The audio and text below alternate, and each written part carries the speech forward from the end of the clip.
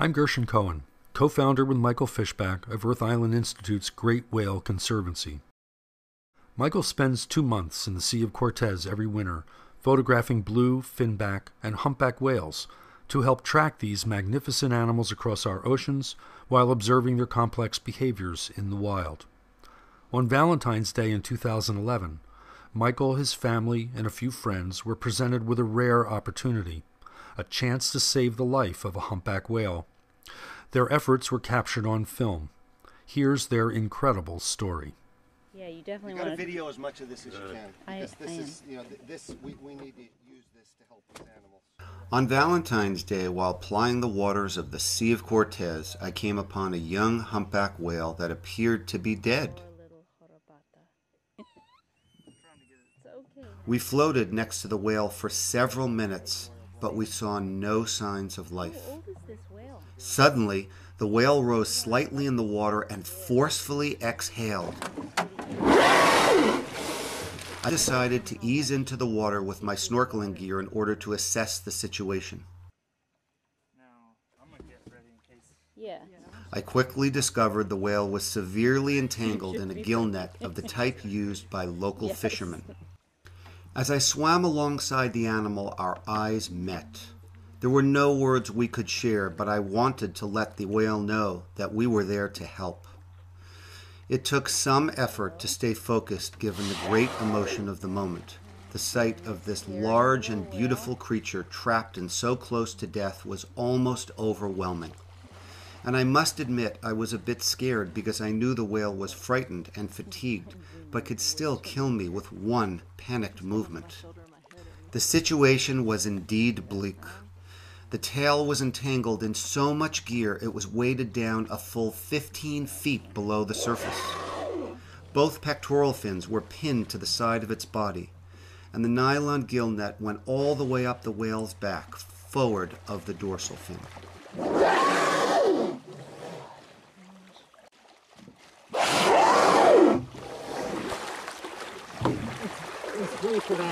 Let's break it out. I got his dorsal fin free. That's it. His pack and his flukes are screwed. I made a bit of headway, but it seemed too great a task, so I went back aboard to radio for help. We were told that perhaps in an hour someone else would arrive, and we all knew that by then it might be too late. While I was working around the pectoral fin, my boatmates George and Wero had managed to get some of the net pulled over the side of our panga. I came back aboard and we pulled and cut the net as fast as we could. We were maneuvering the boat into proper position with a paddle and only had one small knife, but after great effort managed to free one of the pectoral fins.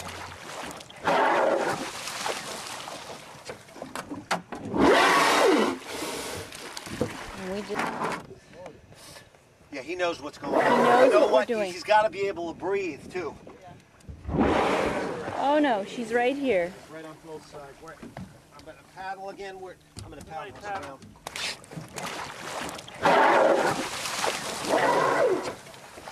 Sensing a spark of freedom, the young whale started to swim, taking us on a Nantucket sleigh ride through the Sea of Cortez for about a half of a mile. Backwards We are ride. being taken for a ride by a whale. Can I hold him right for something? No, you're good, you're good. Just make sure none of us are entangled. The whale eventually tired and came back up right underneath us. He's thinking of other. We continued to grab more and more net and haul and cut, and after nearly a half hour, the other pectoral fin came mostly free. Closer to the whale, otherwise he's still going to have all this crap on him.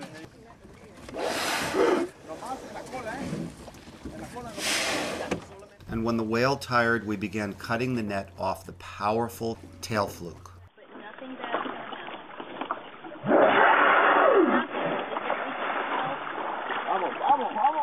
Come on.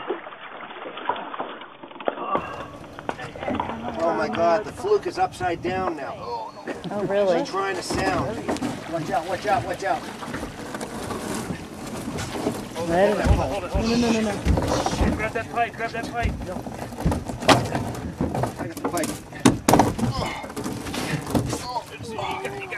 It's okay, hon. Get it down below. Get it down below. You gotta use the fulcrum. Yeah, I am. I got him. I got it. I got it. I think you might need to cut it and let her go with it. Finally, after about an hour of exhausting work, we decided we had enough net aboard to make the final cut. We were hoping enough net was off the fluke to free her. The coal is free, the tail is free. Okay, cut.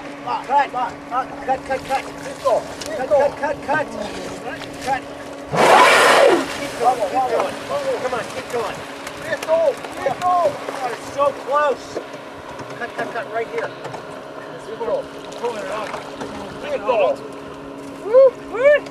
we get her? Yeah. Get it? See? Yeah. We did it. Yeah. Let's pull it all in. You saved the humpback whale. Yeah. What a good. She slowly swam away, but about 500 feet from our boat, she breached high into the air. I cleared all the net from underneath the boat, and we headed off, 5 tired but exhilarated people with a boatload of nylon netting. Free! Free to live life. Yeah. Yay! For the next hour, she provided us with an incredible full-surface display. We saw at least 40 breaches, as well as tail lobs, tail slaps, and pectoral fin slaps. Wow! We all believed it was at least a show of pure joy, if not thanks.